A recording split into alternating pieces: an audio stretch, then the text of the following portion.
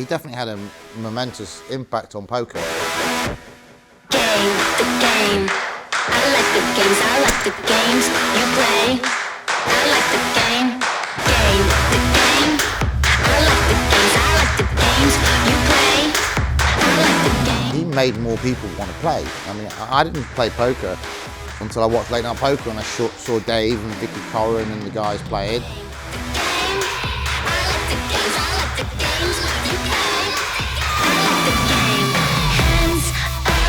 He just brought this infectiousness to the whole of the poker world, and I think it was so successful because he was actually deadly serious with some of the rubbish he used to come out with. People thought he was an actor, wasn't he? I wish I'd have re-raised you now. I'm just saying, I didn't really raise you, but I just doubled it, you know. I just fancied that hand, I don't know why, that's why I doubled it, and I was right. Sometimes the old fish is spooky. We got lucky, damn. Let's go, baby. That's funny, you called my hand dead right and I blocked him off the pot. Dave always liked to claim that he was the reason that poker became so popular in the UK, certainly.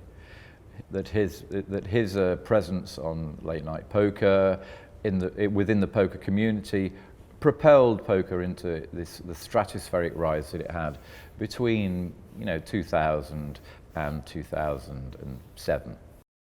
As much as I love Dave, I don't think he can take full credit for it.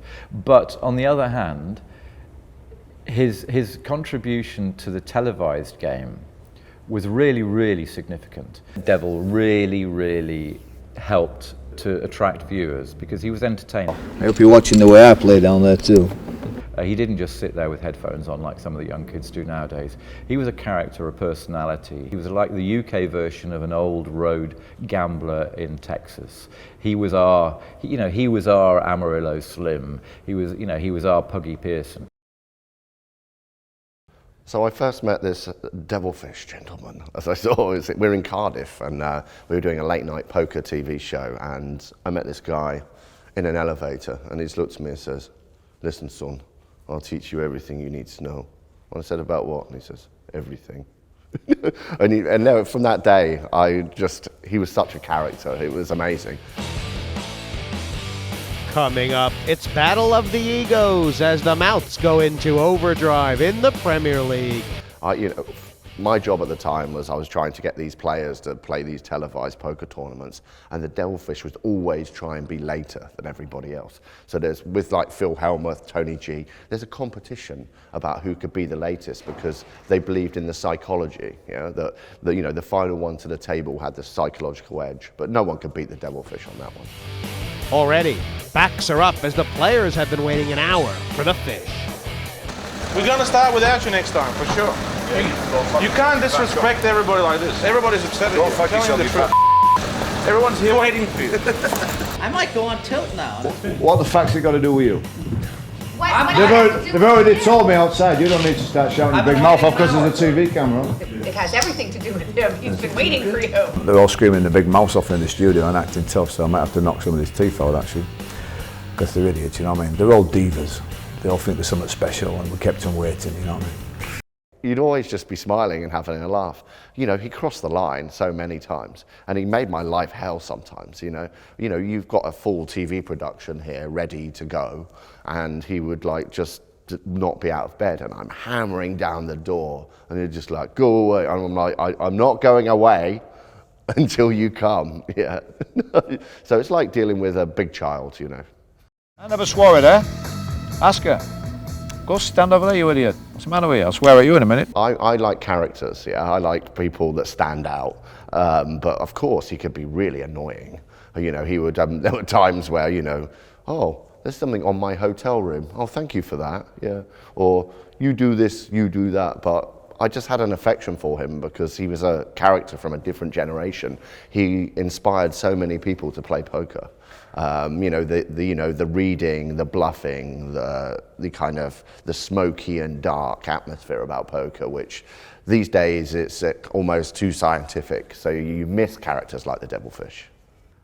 Dave Ulliott really, I think he pretty much invented poker in the UK. I mean, for me personally, I probably learnt more from him. than just about any other player, because you know how the Brazilians talk about total football. You know, Dave was total poker. He used everything about himself. He used his personality, and he was so quick.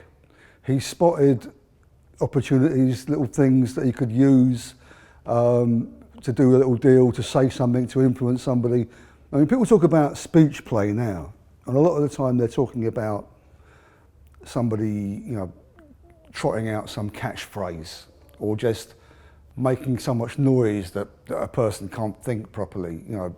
And that's not speech play. What speech play is, it was what Dave was preeminent at, was that he was thinking all the time. He was watching everything, he was listening to everybody, and if he spotted an opportunity to say something that was going to influence the game in the way that he wanted to, he would do it like a shot. He was so fast, Dave, and he was so funny. Phil would hate to See, call Andy, I limped in wrong. to trap him again. I think he hit another. I think he sucked out on me again, Andy.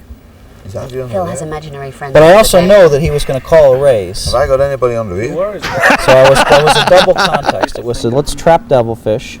If he raises, I'm going to at least call, of course, as you can see. How much do you pay in psychiatric bills a year? That's what I want. It's therapy, I have to work. Phil has made the incorrect fold. It was a great bet by Devilfish. He's kept the momentum. He had this thing of being fully aware of everything that was going on and taking in a lot of information at once. Because there were so many little things, you know, this guy's tired, this guy's annoyed, this guy's just lost 2 pots in a row and he can't wait to play another hand. This guy's looking away, trying to pretend he hasn't got a big hand, whatever. Dave's taking it all in, all the time. So you fall for 6, but you don't fall for 2. Okay, I got you, so still. Get on to the next one now. He understood strategy, he understood people. He knew where he was with people, both on and off the table, actually. And so he was able to manipulate situations, get the best out of situations, get information that other people wouldn't have got, put things into people's heads that, you know, other people wouldn't even think to do. So, you know, he, like I say, he used everything about himself. It was a joy to watch and an education to watch. Personally, I learned more from him than any other player. How great a player was Dave? I've heard a lot of people say that when he was running well, especially at Pot Limit Omaha, he was probably one of the best in the world. And also, he won a great deal of money playing No Limit Hold'em as well. You know, he had certainly a WPT bracelet. I think as the game progressed and as a lot of the young kids started to play, you know, game theory, optimal poker, and you had your Phil Galfons and people like that really studying the game intensely and spending hours and hours in group forums and chats. Then maybe I think possibly Dave he may have started to get a little bit left behind. I would never want to feel that. But he still held his own against them a lot. You know, in cash games, you would often see him in Bobby's room at the Bellagio, you know, huge stack in front of him, telling loads of silly stories. But I've never seen anyone destroy cash games the way he could. You know, if he's on a bad run, he's awful. Like, you know, he would just do the lot. But if things are going well and he's got a good read on the table, then I've never seen anyone who's so fearless and so easy to just clean up the table. You know, I didn't just see him do it once. I saw him do it 20, 30, 40 times. You know, it wasn't a fluke. The guy was an incredible player. So, you know, it was great to watch him at his peak. You know, and the same in No Limit. You know, because he was so famous, he'd sit down at the table and people wanted to play with him. So it was a kind of a no-win or a no-lose situation. Sorry, like if they got beat by him, they could say, "Oh, you never guess who knocked me out." And if they beat him in a hand, then that was their story. You know, so. This used to happen a lot to him, but it is the same as it does with the top American players. But as a result, he used to get a lot of chips, you know, because people would play bad against him. Once you give a player as good as him, you know, a big stack, he knows exactly how to use it. I think maybe his finest hour, Dave won one of the early WPTs, but the final table, I think Tommy Grimes was at the final table. Phil Ivey was definitely at the final table. But Mike Sexton, you know, who did the commentary for, was it 12 or 15 years with the WPT, he said and he has said it to me so many times, I'm fed up listening to it, but he said that that was the single most dominant final table performance in the whole history of the World Poker Tour, and nothing before, nothing that came after ever matched it. I mean, Phil Ivey was at this final table, and there was only going to be one winner here. It was Dave at the height of his powers, and he ran all over them.